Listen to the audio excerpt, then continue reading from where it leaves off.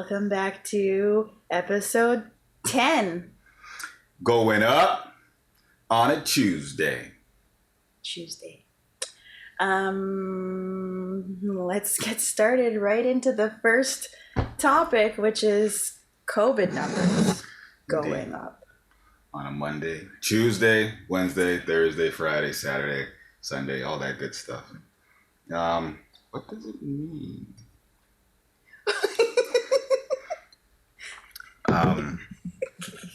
What's it gonna look like? What's gonna happen with these numbers going up? Yeah, I feel like Ontario was doing really good has been doing good at getting the numbers to decline given the population density, even though I believe Ontario received a lot of flack, Toronto especially, for like having such wild cases. But then BC's cases, the model province, started going up. Everywhere's going up. Way more than Ontario. And then we started going up too. And now everywhere's going up. Yeah. So it looks like that's the trend. I really think it's because it's the end of summer and like everybody's, trying to enjoy the end of summer, because I think we're all aware that it's not over. It's coming back. Yeah. So I think with the cases going up, it's just like a reflection of the world, or maybe more so North America, because I haven't been looking at anywhere else. I haven't been checking the numbers for the States because they've just been bad periods. I'm not sure if they're just going through it still, or if theirs are going up also. But I think the numbers are going up because, well, there's lots of reasons probably, but like people trying to make the most of the last of summer, which doesn't look like it's here still. It's pretty cold out there. Had a softball game last night, pretty nippy. But also we won. Absolutely. Shout out to the passion fruits. Winning run, good stuff. That's me. But the amount of gatherings, and I think people have gotten comfortable with the idea that it's out there, and that if they haven't got it yet, their habits are probably okay. So that's like a false sense of confidence. The kids going back to school are probably what's the main driver of the numbers. So in reality, our habits probably are fine not remaining the same, but they weren't the cause of the spike. But the addition of a whole lot of other positive cases due to the opening of schools makes it so that our social habits will be affected eventually, and then they'll become spreaders if we continue. So i.e. second wave is here. Although sending the kids back to school, even though it makes economic sense, it's just going to drive the numbers up. Yeah. But I think we were talking about this because there's people that we know who are in the school system, who have kids in schools right now, who are also teachers. And it appears to be there's absolutely no good solution that covers everybody's needs. No. Because even if you want to, like in the interest of the children, keep them home, do virtual classes, like the teachers aren't equipped. So they haven't been trained on how to properly deliver virtual classes to kids in certain age groups. Second, parents have work from home and they have school from home. It's nearly impossible to multitask when you're expected to do both of those things. And part of what makes school what it is that kids' main developmental cycles run in conjunction with what they experience at school. So you get a break, quote unquote, for those hours because someone's taking care of your kids who's qualified. And two, they get to socialize, which helps them with their development. They're obviously retaining knowledge, or they're being, taught things that they need to know. So there's lots of reasons why kids need to be in school amongst other kids. Reasons alone. Yeah. And so I think to put their interest first although it's very noble and it's very like that's a no-brainer for most of the time, right now the circumstances really don't allow for that, because that puts a strain on parents, teachers, anybody involved volunteering with the school system, anybody who's like going for their education degree, and they're subbing in at schools and stuff like that, interns, whoever, people who run daycares and pre and post school care, all of the industries and all of like the organizations that revolve around like the development of kids are suffering, and it appears that there's no good option. Yeah, I think. Well, Ontario just announced that they're reducing the numbers for gatherings, so on. I think what I'm curious to see is how the economy is going to react to the second wave, because they have an idea what the first one looked like, and it was a complete shutdown, which was uh, reaction, overreaction, underreaction, however you want to contextualize it. The second time around, they have experience. I'm curious what's going to be left open, and what's going to be forced to close, and what's going to be in the middle where they have to change how they function fundamentally. And it's gonna, for me, COVID is kind of like a spotlight on our entire existence, and it lays bare like an X-ray what we thought was there versus what actually is there versus what we expected to be there. So I think a lot of businesses are going to realize their business models are flawed or are essential or whatever it may be. And I think it's going to cause a shift in overall funding towards businesses, what types of businesses, what things will be phased out, what things will become artificial intelligence. Like it's going to accelerate the movement of our culture in whatever direction it's going. There's like a term in the tech industry that that's really popular, and the funny thing is it's been around for a long time, and yet it's kind of supposed to be forward thinking. It's the term the future of work. So a lot of people for many years now, maybe there's been people working with this notion of the future of work for the last like 10 years, talking about what the future of work is going to be, and everything that everyone has been talking about for the last 10 years is happening now. So essentially the future is now, is for real. And especially in the industry that I work in, which is like a hybrid between tech and education, is everybody is looking at how to pivot their business to be sustainable, how to start businesses that are sustainable through the times, that aren't tied to brick and mortar, but also how can they use technology, specifically digital services specifically, to reach their customer base in the most convenient way. So e-commerce is huge. E-commerce is probably going to be bigger now than it ever has been before, because a lot of companies that were sort of happy to be the local shop that everybody just went to, they didn't have an online store, maybe they just had an Instagram. You're done. Now they're all like, okay, we got to put all of our products online. Well, the stores that never did takeout, that were like dine-in only, now it's all got to be takeout, and they've had to limit their menus because not everything can be taken out. Exactly, and it's not good food. And if you're the restaurateur and you're like, well, I don't want that person to take the food home, it's not going to be as good as it would be. That's not a representation of my food. Then you have to think, okay, what can I make? What food can I make that will translate into a takeout box? What I think it's going to do is things that could span a wide spectrum of business. You'll have to become more niche or create pockets of your business, like different brands or sub brands of your business. Like let's say you're a person who makes exquisite meals that need to be eaten in person, warm at a table. Yeah.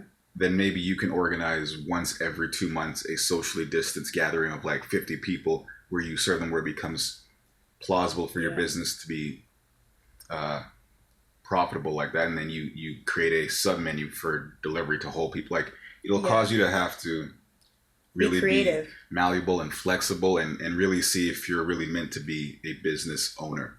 It's kind of interesting though, like I this is the type of work that I like to do, which is help businesses figure out how to innovate or how to change what they're doing, how to make them more digital. And like I've gotten a lot of people in the last little while just kind of ask about how to go e-commerce or how to use websites to get people to know what their businesses are, what their business is, so that they can go into the business at like, if they are doing something socially distant in their restaurant, how are they going to let people know? Other than you Mm. go to the restaurant and they say, sorry, we're not doing that. Here's what we do. Now people have to use digital like means in order to raise awareness about how their businesses are changing. Like you have to have a website for sure now. And if you have a website, you better have social media so that people can actually get into the Up to details. the minute they have an inquiry, Yeah. hey, what's happening today? There's a Yeah. storm, but you promised this.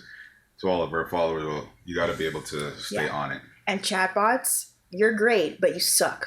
Oh Most my god. chatbots, and I've worked with developing chatbots before, let me just tell you, they're bots for a reason still. Like they're They're still bots. useless. And so like they're not, I believe that there is a company here, I believe their name is Ada in Toronto, and they are working specifically on AI for chatbots. Their work is going to be so important because call centers are flooded at the moment. Yeah. Everybody needs a human on the phone, but there are some inquiries where they don't necessarily need one if it's like a straightforward thing. So chatbots and customer service intelligence needs to be a lot more It's got to catch refined, up. has to be more refined, and all of this is led by innovations in technology. So if you can see sort of the way the economy and the investments are going, it's in this intelligence right now. All of those stocks, all those companies, they're the ones who are getting all of the attention because this is IP that's Hmm. white labeled for every business that's going to need it. Intellectual property. Yeah. Um, every crisis creates opportunity. Every crisis. A lot of the left memes are, these people got richer during COVID. Well, the rest of you all, like your lives fell to pieces. True. I don't know if you could demonize it though. I think every crisis presents opportunities, and it's true. Like another saying, the first million is the hardest million. After that, it's letting the million work for you as long as you have the intellect to know how to work it. And yes, those people are taking advantage of the situation, but I don't think we can demonize it. I think we have to take note that that's the way our World works. society, our world works, and try to find ways. Like this is a good opportunity. Like right now, black there's privilege to being black at this moment that has become greater than it used to be due to all the attention to things that ail our life, our existence. But we could take this chance to maybe, since we're always at the eye of the storm of many crises, to see how we can pivot to accrue the wealth that is necessary to not become dependent upon blanketing social media with our issues or having our issues blanket social media. Because after a while, people become tone deaf to it and they become numb to it, just the same way as somebody who's within the community will become tone deaf to it. I think with COVID, we have a chance to really decide how we want to repivot, even though we're not a monolith. But I think this extrapolates to all groups of peoples and cultures. Every crisis is an opportunity to readjust and refocus your aim as to how you want to become prosperous. And I think we can just, COVID sucks, but in some ways it doesn't. Some ways it doesn't. It's given us a lot of opportunity. The numbers going up is scary, but until we're rid of this, it's created a lot of derivatives, I'd say. I agree. I think every crisis is a crisis. Every hardship is a hardship, but it also presents it's also very personal. So if you choose to be weighed down by the crisis, okay. If you have things that are really difficult to deal with because of a crisis, that's more than fair. But I think it's in the reaction and what you want to take away from what's going on with you. And it might take years. There are some people who are going through it right now, and it's hard to be positive and it's hard to be forward thinking. But in the end, if you're able to come out of crisis with a way to kind of like say, I made the most of that, then that's all you can do. You can be proud of yourself for being like, you know what, quarantine sucked, but here's what I did during it. Here's what I tried to do, even if it was like staying sane. If every day you woke up and you said, you know what, today I'm not going to be depressed. I'm going to try to do something that makes me happy, or I'm going to think of X, Y, Z. That's okay too. Like that's just as productive as, building a business. It's like keeping tougher. your mental health safe is also a difficult thing. So if you were able to do that during quarantine, then hats off to you. And if you weren't, get something done. You got time. Like if you weren't, maybe it's a signal to you about things that you want to improve on. So the numbers might be going up, but it is, like you said, an opportunity. This is our second round. Take the lessons of the first round and only become better because of it. Yeah. Amen, brother. Indeed. On to the next topic, which is pretty much related. Summer's over, and it's probably lockdown episode 2. Summer was quick, considering it was very socially distanced for those of us who respected social distance. It was quite uneventful for those of us who didn't respect it fully. Got a little taste, at least, of summer. Got to enjoy a few plane rides that were not scary. Scary is the wrong word. I would say that I was not afraid of the plane ride or the experience. I was more anxious to be around people. Yes, very That's anxious. what I would say. Anxiety filled. Yeah. The trips were anxiety filled because you want to make sure you complete without any collateral damage. So far, so good. Knock on wood.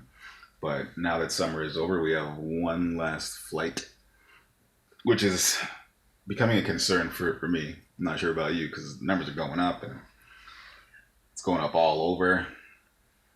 I have to take another test.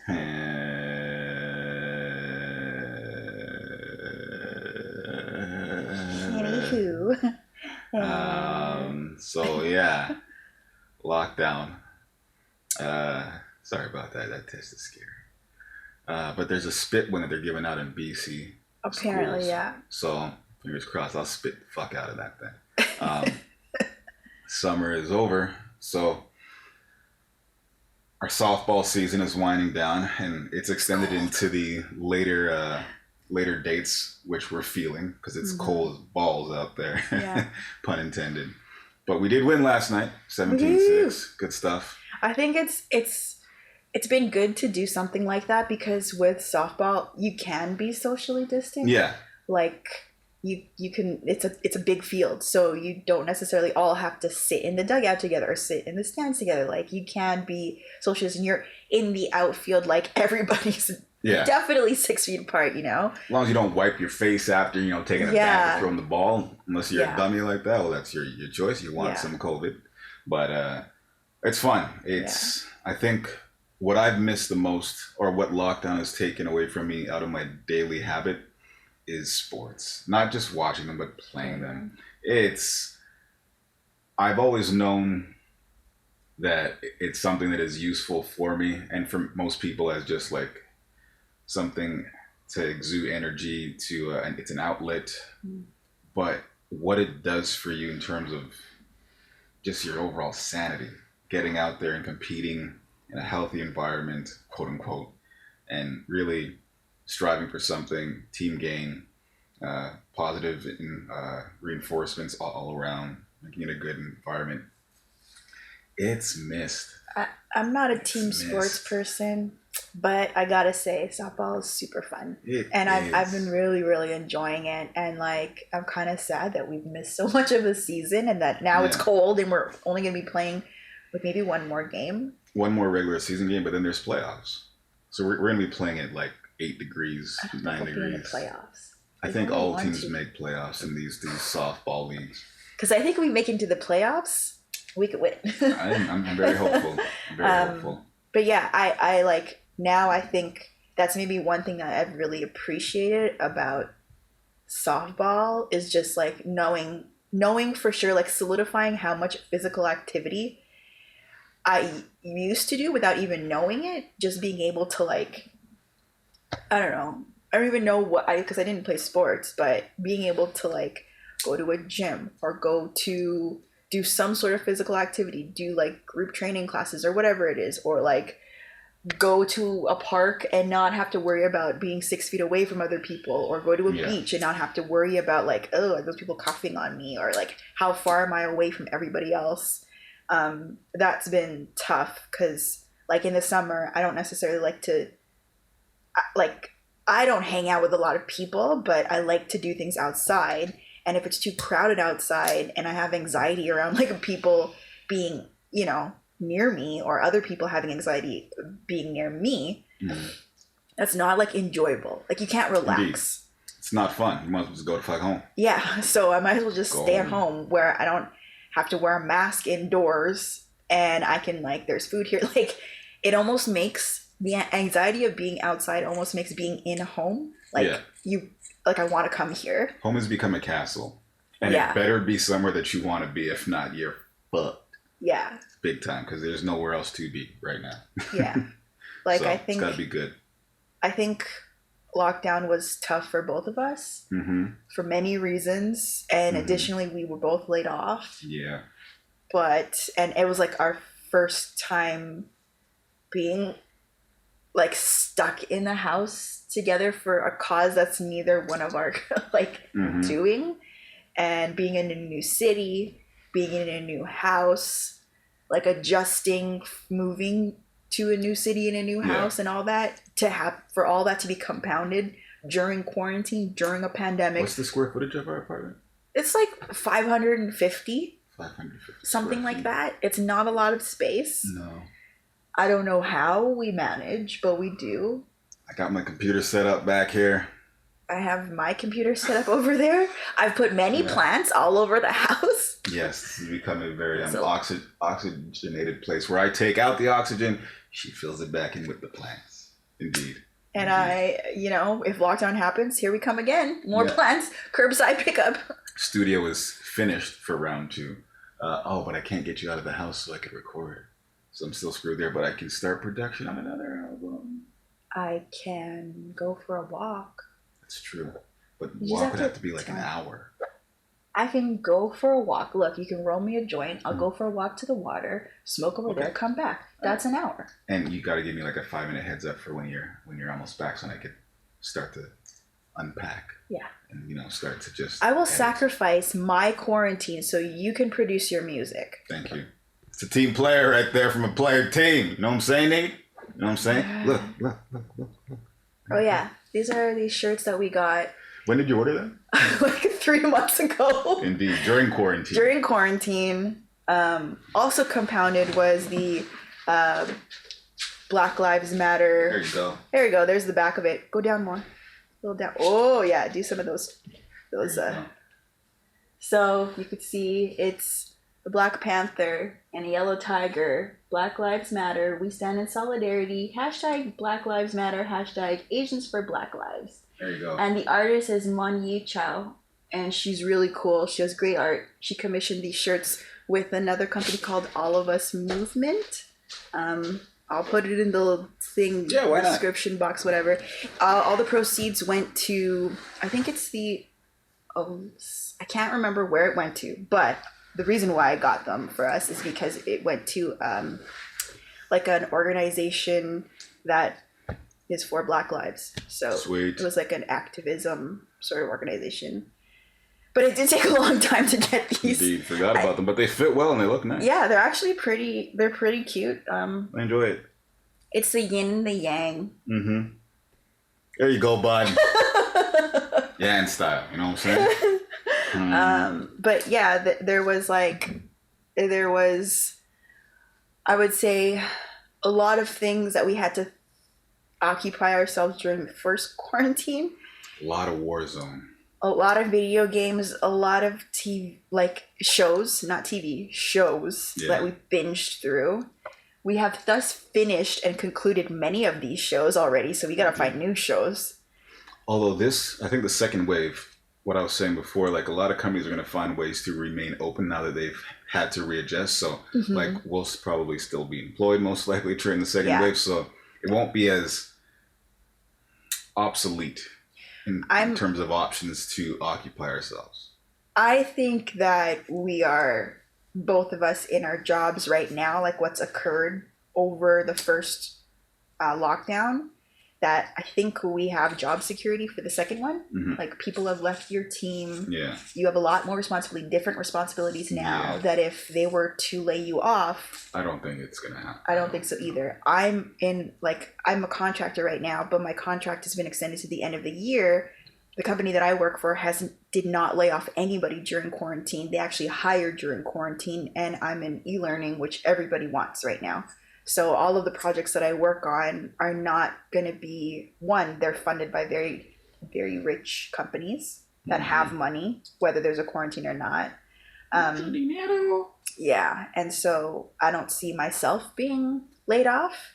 And I think, knock on wood for both of us, but that's a great thing to know, that we have those 8 hours a day. Yeah. If that, like, we both work like maybe 10 hours a day. Although I will say, now that we're back to doing our day to day, I see how, like, it makes me realize when people said if we go back to normal life, we won't pay attention to the issues that have been spotlighted, and it's true.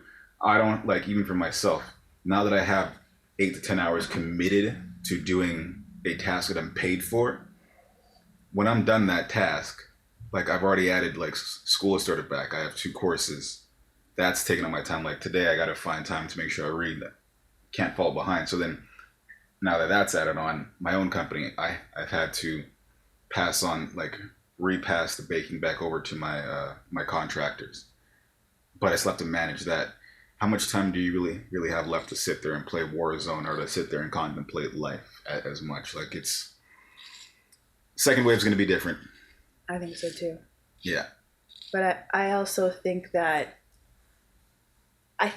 it's perhaps, and like, I'm not religious. I don't necessarily believe in God in the same way that religion kind of outlines who God is.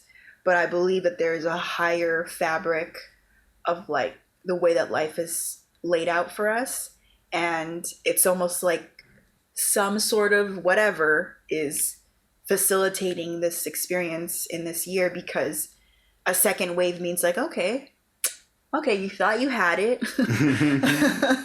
Now here's a test. It's like this is a real test of humanity. Yeah. And it's not just a test of, like, the world and the economy and government and social and society. It's a test of individuals, like individual capabilities to then reflect in the economy and reflect in everything else.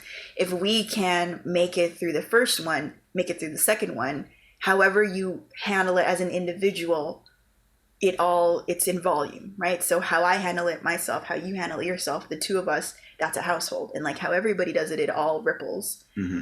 And I think that there's a lot of opportunity. Like, I've just been reading a lot about what has come out of COVID, like all those businesses that have pivoted, what are they doing? And there's really interesting stuff and really good stuff. And I wonder how that's going to translate into the second lockdown.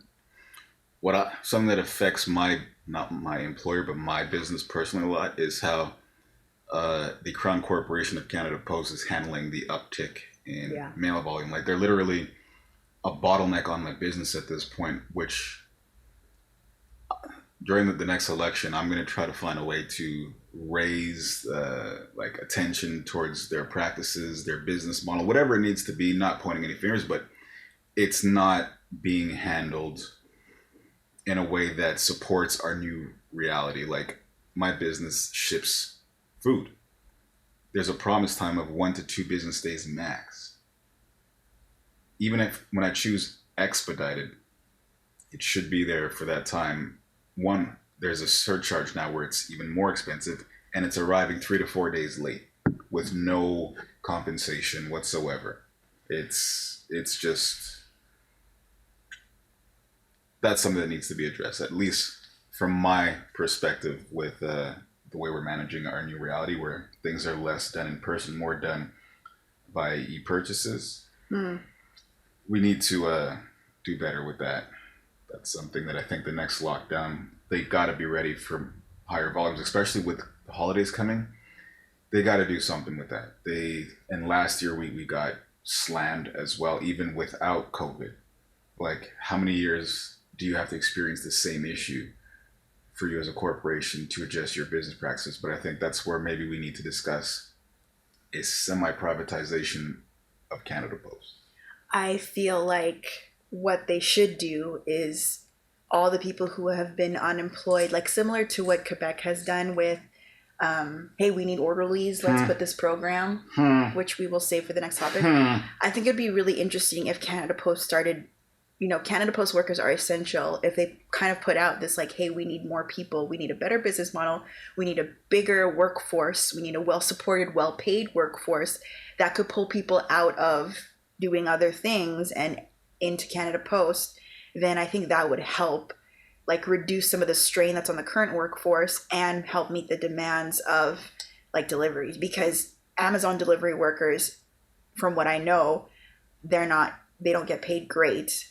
They're not a crown corporation, obviously, but Canada Post workers can and should be, as a government entity, supported, and therefore they can, there's a lot of people who are looking for work.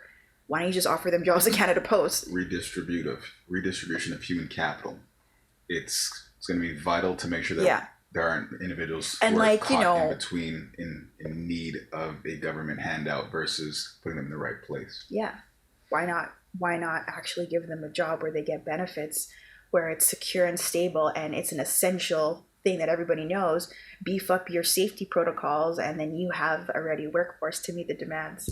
Side note, you should not eat McDonald's as a supper and then wash it down with copious amounts of cheese covered garlic bread. If you're lactose. And then in the next morning, go ahead and eat a soup and then have a Vietnamese coffee. With condensed. Anywho. It's fun times. Bubble guts. Topic number 3.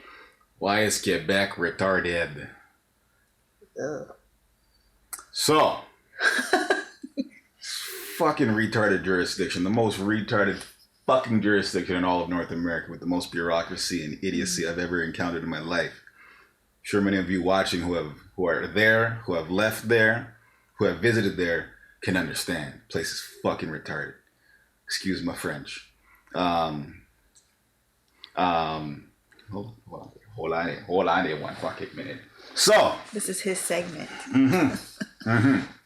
So fucking Premier Legault, he says we need 10,000 orderlies, PABs, préposés à bénéficiaires. I forget what the exact translation is in French of the acronym, but orderlies for the rest of the world who can accept that English is a useful language. Orderlies is what they're fucking called. Orderlies. Order fucking lees. All right.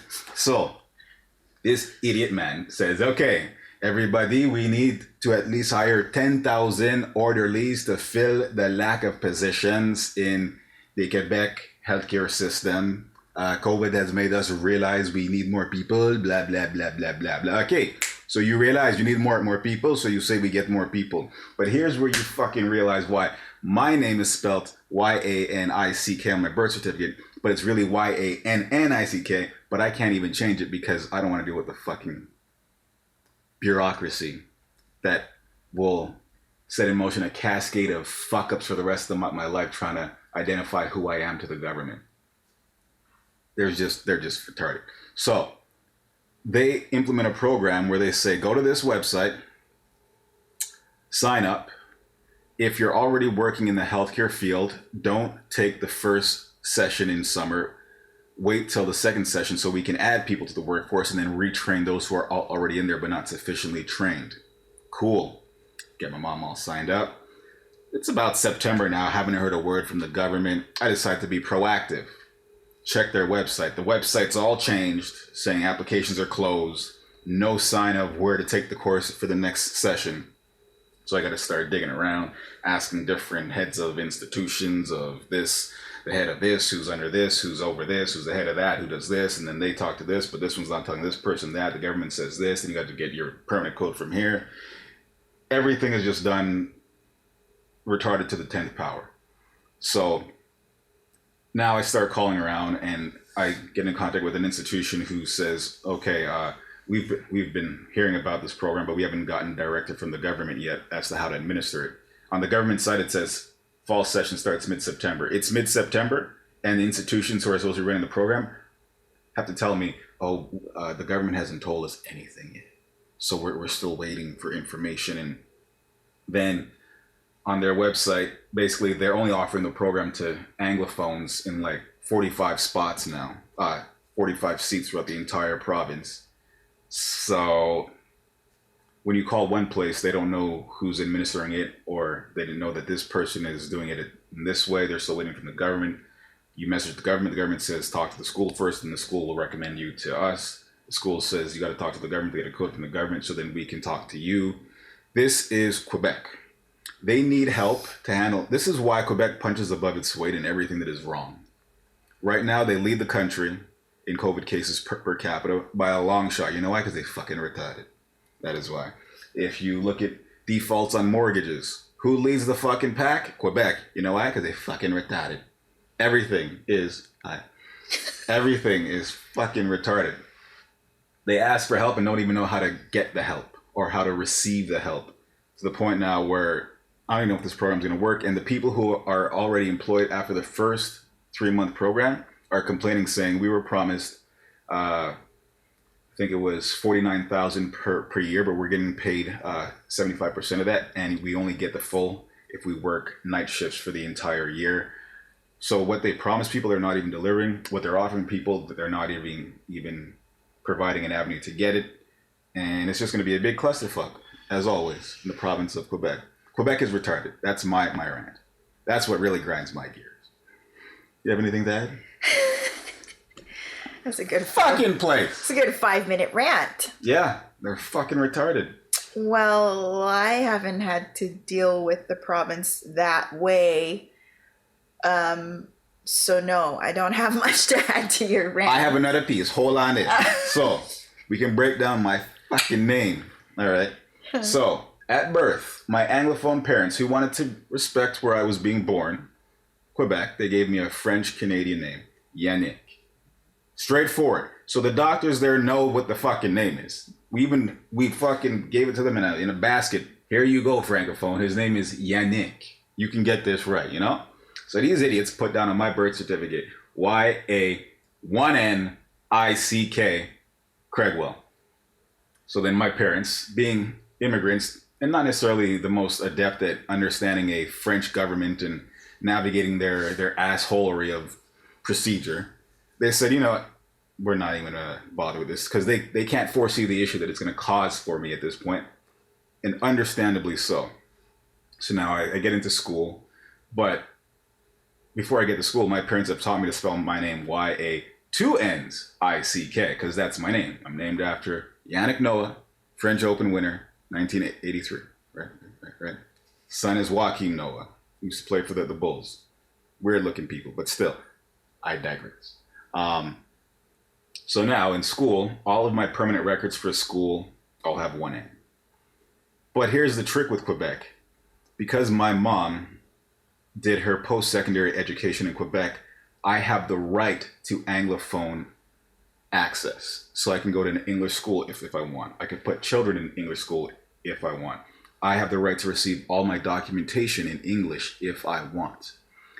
Now, if I go to the government and say, hey, my birth certificate is wrong, can you change my birth certificate record to 2 N's? So now, let's say I go to a government hospital and I say, hey, I need my records in English. And they say, Mr. Craigwell, we can't find your name in this system as somebody who has Anglophone rights. So by law, we don't have to send you this. That'll go for hospital visits, for anything to do with law, anything to do with schooling. I could lose the right to be an Anglophone if I ask to fix my name on a birth certificate because everything in their system is analog. Nothing speaks down the chain. You gotta fucking climb up the chain and pull it down for them. If not, they just fuck your life over. So now, when you try to buy a house and you realize on your credit records, you don't exist because they're looking for YANICK. And you've been doing everything with your banking records, everything with 2 N's. Now you can't even get approved for rent at a rental place because they're looking at your name like, yeah, you don't exist. So now I could become homeless because I was born in a fucking retarded jurisdiction called Québec. Esti ou elle souvient toujours, but they can't remember how to fix my fucking name. More Quebec rants. You all right? You all right? Mm-hmm. Mm-hmm. That's what really grinds my gear. Is it? Like, tell me more. Hold on there. So, I moved back to fucking Quebec last year. I order something. It gets to my door. Are you talking about Buffalo Bills? No. Fuck them. Fuck them. That's not Quebec. That's immigrants in Quebec who can be allowed to be retarded because Quebec is retarded. They're just playing the damn game. I don't blame them. I order something. The Canada postman, he buzzes my door. So I say, come up. No answer. About a minute goes by. I buzz again. Then I listen. Are you there? He says, yeah.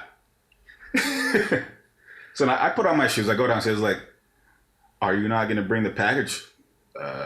Sir, I'm here. Here's your package. If you want it, it's right there. I'm like, so you guys don't, so why'd you buzz me? To let you know that your package is here. This is Canada Post. I'm like, so you wouldn't bring it to my door? No, sir. Well, like me at this point, I'm just trying to find an angle to get a straight answer to his behavior because he's basically being an asshole. He's like, nah, not happening, buddy.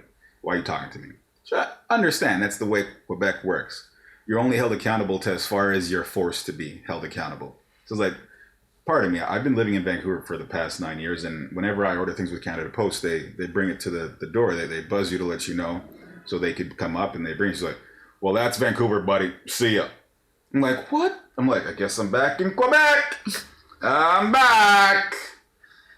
Everybody behaves on a retarded level. I asked, I want more. So I called my mom's work to get the information that the government is telling me I got to ask my mom's work to give them, to give her, to give to me, to give to the school, to then give back to them. So I called my mom's workplace because she's being a claffy herself. She can't even get the damn information right. So, nothing. What'd you call A it? claffy. You're a clappy. That's all good. Don't worry about that. This is a junior. Oh, Lord. Junior of his mom. Oh, Lord. So then, I call them. This woman's replies to me, says, oh, okay, sir, so you have to get this information. And I was like, no, that's not the right one. Oh, sorry, it's this one. Okay, sure. And she says, I'll text you the information of who to contact. So woman takes a screenshot of a Google search of Quebec education. Like, That's funny. and she's supposed to be the one who's giving me the information. She's sending me to Quebec education, which then transfers me to a school in Quebec City, who's like, oh, no, we don't handle things for Montreal. We're Quebec City. Quebec. Nobody knows anything. They swear they did the most, and they're all fucking retarded. Every last one of them. Myself included, but I got out. I have a permanent retardation to me. She can attest to this. There's a permanent level of retardation in my existence that I cannot expunge, thanks to my roots. However, I do not believe that all of that is attributed to Quebec. Not all, but it did raise it. It did do some raising of it. So that's my rant about Quebec. It might return for future episodes when they do more fuckery to me. Like when I bought a house and the fucking bank couldn't even answer my phone calls or my emails after I processed the mortgage. Then when I went in there and I asked for English documentation, they said, sure thing, sir. They give me French. So what I did was I wrote on the document, asked for document in English was not provided. Initials. Here you go, ma'am. The face she has, she's like, oh, you fucking asshole. Because this shows that I'm documenting. I asked for something I did not receive. So if we have to ever dispute this. Wow. dispute this. It's your ass against mine. I ain't playing with you and your fucking Montreal habits. I come at you with fucking laws and legal rights. She was pissed. She hated me. And I could hear her talking in the back. He scratched it out. He did what? He's come outside. Hi, sir. Yes, I scratched it out. I'd like this in English. If not, that's my answer with that documentation. Please move accordingly. Look at me now. I am the captain. I am the captain. Mm-hmm. You have anything to add for Quebec? I really don't. You lived there for a bit. I did, but I was basically in lockdown. Remember? I didn't go to the house. I didn't leave. No, but remember when you put your address for your credit card as Quebec and it caused a cascade of fuckery for you that you had to reverse? For the insurance rates, and they had to change your agreement because you put Quebec as your home address for that time being? Oh, no. See, I didn't put my address as Quebec. So, okay, fine. My one thing was that I lost my credit card, or I had to get a new credit card in between getting to, when I moved from Vancouver to Montreal, I had to get a new credit card. So I told the credit card company, hey, please send my card to this address because this is where I'm going to be. It is not my permanent address because he told me, don't tell them that that's your permanent address. Because they'll start holding. But like because the address I gave them was in Quebec, they sent me a new contract to fill out for all of the rates to change based on being in Quebec. So Quebec has its own like laws and bullshit and compliance for my credit card company. And when I looked at my credit card statement, I was like, I don't agree to this because I don't want those rates. I want the rates of my home province because I'm not going to be living here. It's only for Quebec. So you could be anywhere outside of Canada. They will not change unless you're in Quebec. But I never said that was my home address. I just said, send the card here. I could be going on vacation and I want my card to show up in the place that I'm staying, but they still switched over my shit to Quebec and saying that that's my home province, which it wasn't. So that was a bit annoying. Remember, what was it that I was signing up for recently where it said, choose your jurisdiction, Quebec, not Quebec? What was it that had said that? Do you remember? Either way, even they realized they don't want to have to fucking deal with the jurisdiction of Quebec. It's just... I wonder if it was for getting the COVID test. It was a drop-down menu. No, it wasn't that. It was something commerce-wise. Can't remember. I can't remember. Either way. Place is a hellhole. And the worst is the people. Stop. The people. And not intentionally, but unintentionally, because they've been raised in such a low threshold for accountability and quality of behavior and life and decision-making and produce and economy, that whenever you question it, they look at you like you're the fucking problem. They look at you like you're the problem now. Yeah, like you ask somebody to be accountable, and it's like, ew, accountability. It's disheartening. It's just something that makes you want to just say, you know what, just roll the whole place up and put it into a black hole. Oh, it's just bad, inside out. Stop. And that's that, eh? Je suis Québécois. I'm Québécois. Okay. Last topic.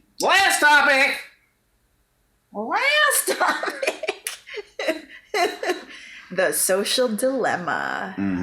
It's the name of a documentary on Netflix right now. That's all the rage. Lots of people. La rage du journée. Lots of people are talking about it. A lot of people have asked me if I've seen it.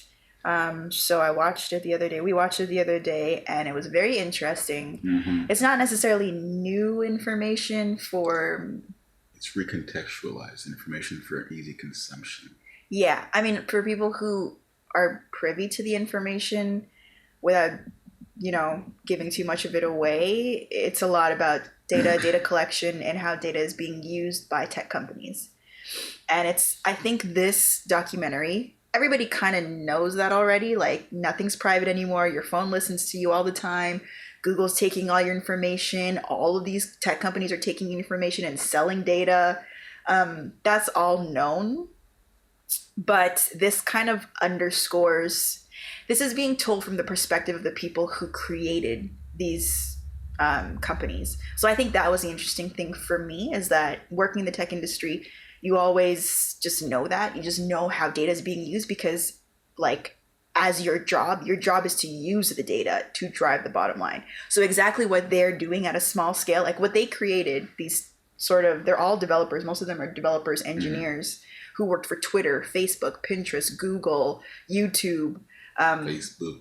Who They look their face. developed the algorithms, who are, you know, responsible for data mining, machine learning, all of the AI that's behind collecting data and analyzing data and using data for monetization. They created it. As a digital marketer, it's my job to use it.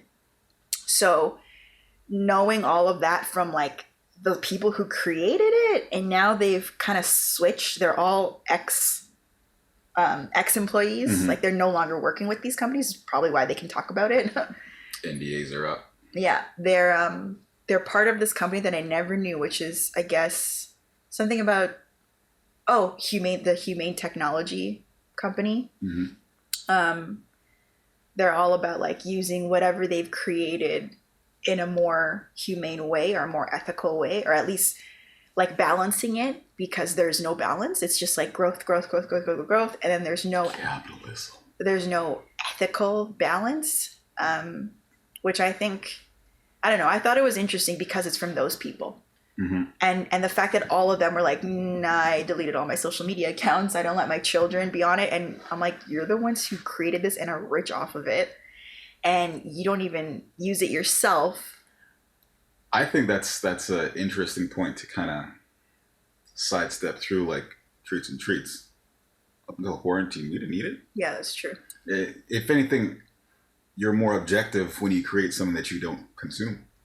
But I also think it highlights, I think it's similar what you're describing, but it's not as, like, we had a bad experience with it the first time, which is why we stopped. But then we got into it, and like I think we do it responsibly now because we know how to consume it. Yeah.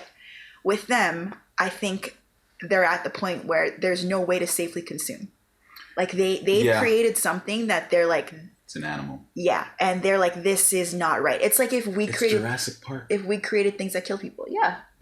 They created Jurassic Park, and they're like, no, get off the island, let it implode. Yeah, it's kind of crazy, and these people are smart. Like I used to, when you look at founders of these tech companies, and they're these young, rich, white, millennial, entitled, and I'm not a big fan of them, but some of the people, the engineers mostly, not necessarily the founders, but the engineers that were hired into these companies to create the software and to create the intelligence are not usually the founders. Let's be honest.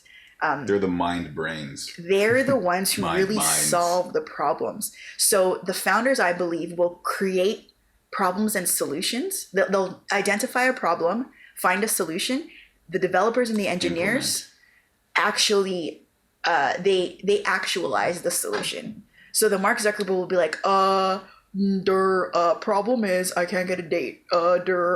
Need a easy way to get a date. That's a solution. Oh, a website where I can like creep on whoever I want and then ask them to be my date. Then the engineers will come in and be like, okay, this is how it's going to work. This is how it's going to happen. So the fact that these people are the engineers, are part of the data machine, that's the most interesting context for me. Their perspective, their insight, their firsthand knowledge as to how the firsthand knowledge allows them to provide visual context to what is an alarming issue that is silent. Yeah. Because even though we all know that we experience the issues, we might not know how to contextualize the issue, because it is true that we go to bed with our phones beside us. We wake up to our phones. We spend our entire day on our phones. And all we're doing is providing screen time. And that is, we're aware of what's happening, but I don't think we understand the depth of the iceberg while we sit on its tip. That we're on something that is monumental. I think that, like, having worked a lot with data and having worked specifically with analytics and how to use analytics to essentially manipulate and persuasive technology, I think that this documentary is the main reason why I stopped working in digital marketing, because I can't keep up. Like my mental health cannot keep up with the rate at which I have to change and strategize in order to keep up with growth.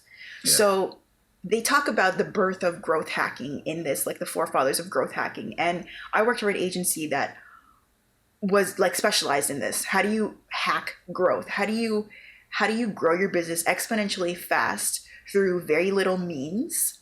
And that's through data. So you find the right data and you put your money into that data and you will get results very, very fast. So it's exhilarating at first, I'll be honest, like to be able to have that power to know, wow, I can really analyze, like give you a website, I can analyze everything on it. Then I can optimize it so that you make money this fast. That's appealing. That's appealing for people who want to get rich fast. That's appealing for new business owners. That's appealing for anybody who's in the business of making money. Yeah. But at the same time, it's very collateral damage. It has collateral damage on, like for me, on my mental health. Like for someone to be like, oh, you can do this, get me this, grow this. And the numbers, when you feel like you've innovated and you've created a strategy that gets you those numbers, they just want more numbers. You're like, I can't do anymore. Like I can't get any more out of this. I've mined enough data that I sincerely cannot reach those monetary goals. Mm-hmm. So the pressures on marketers who are very, very underpaid and are limited by technology have so much pressure to persuade and build the bottom line that what emerged is tech for good. So there's this organization called Tech for Good, and they focus on the social impact and social responsibility of digital in general. So UX design with accessibility, UI design with accessibility, development for accessibility, and also marketing for inclusivity. And all of these things are under Tech for Good to be more ethical when you're mining for data and using it to grow businesses. And it's very tiring, and it's very like, I think in the last couple of years, I've been really conscious of my use, not just of my phone, but of social media and services. Like I deleted Instagram for a year and I would only access it on desktop. Like I wouldn't have the app on my phone.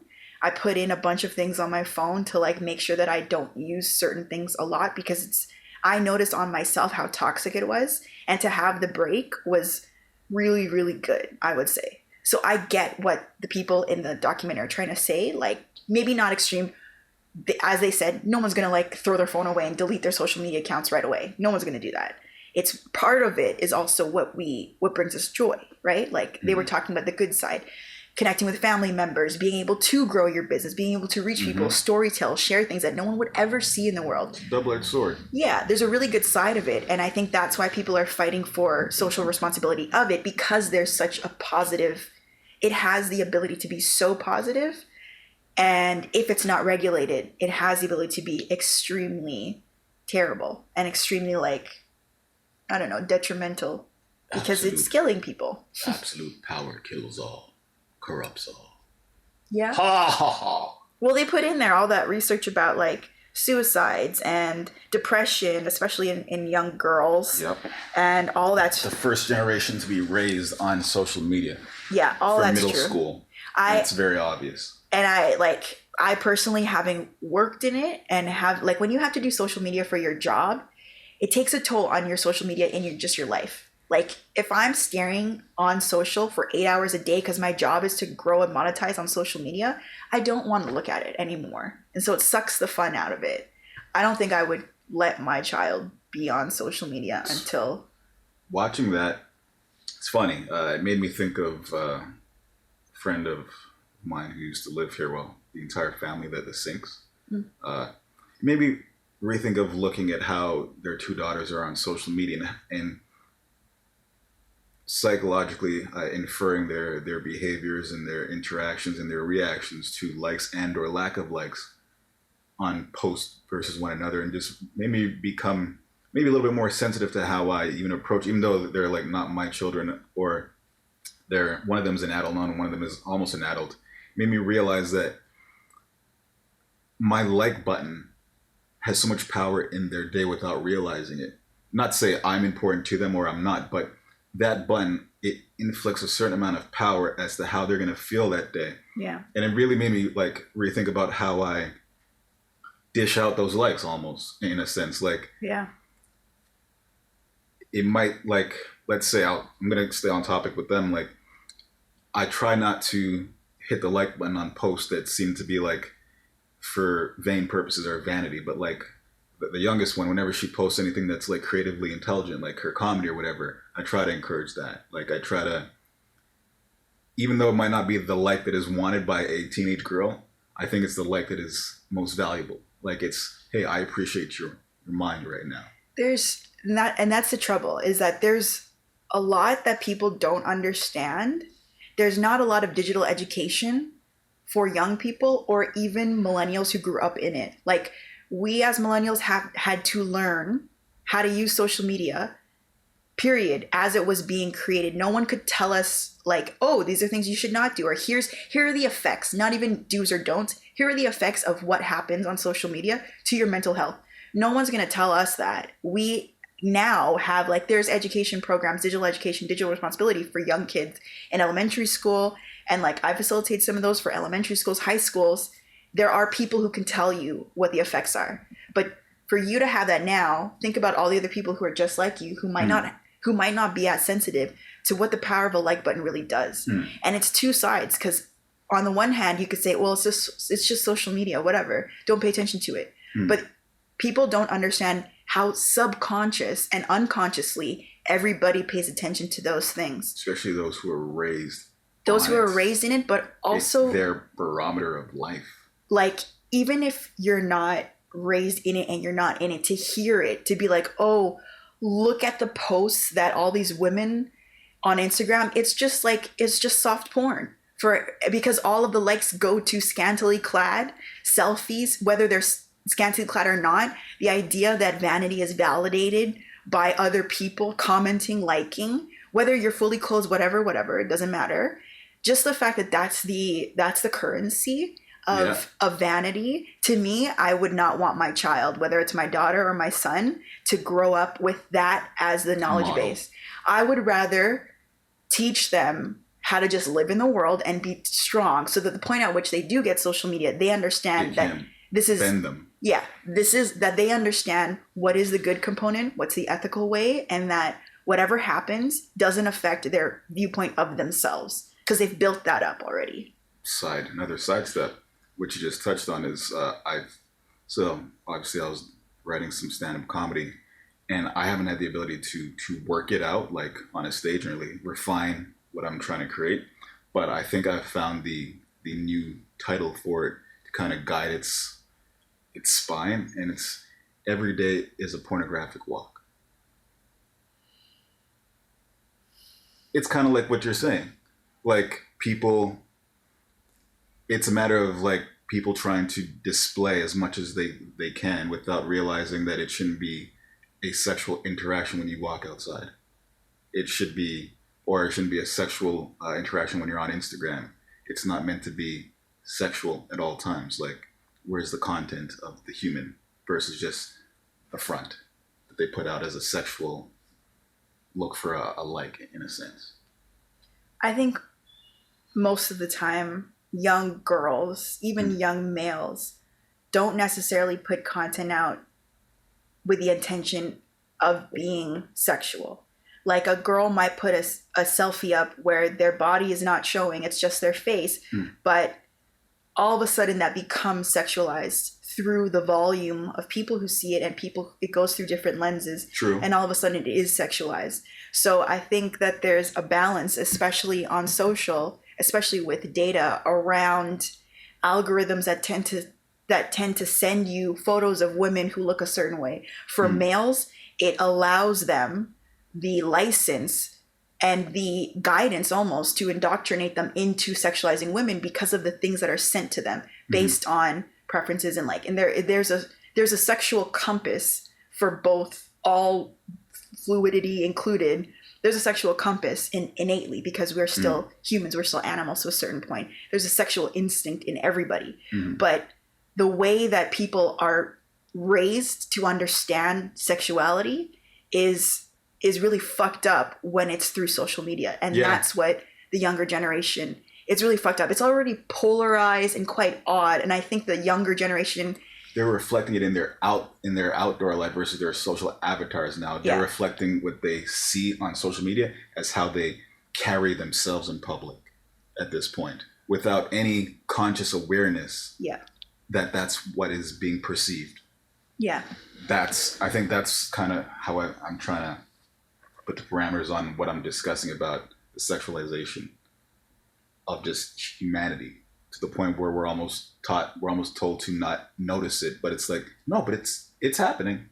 It's happening. It's right there. Yeah, but I think it has a lot to do with how you are raised and how you are socialized and what environment you are raised in to understand what sexuality looks like in your environment. Because if you're in different environments, sexuality looks different. And when those environments cross, that's where you get the conflict, that's where you get the misunderstanding. And it's all about trying to understand where people came from and understand why people see things sexually a certain way, and then deciding whether or not you align. And if you don't, then don't hang out with those people. Or don't be associated with them, because the truth is there's no archetype, there's no like be all end all of, there's nothing definitive about anything in the world. Everything is subjective based on environment and culture. So it's just the point at which you're willing to compromise or align or whatever that is. And if you don't agree, then you don't agree. How well you Venn diagram with the world. Yeah. So that's the end. Why is it the title? Because them COVID numbers be going up on a Tuesday. And every day. What an old reference. Hey, why not? But a good one. That's a good song. Yeah, I wasn't a big fan, but I enjoyed the going up. I think it's a good song because because it became like catchy. Yeah. It became socially relevant. There you go. Peace. Bye.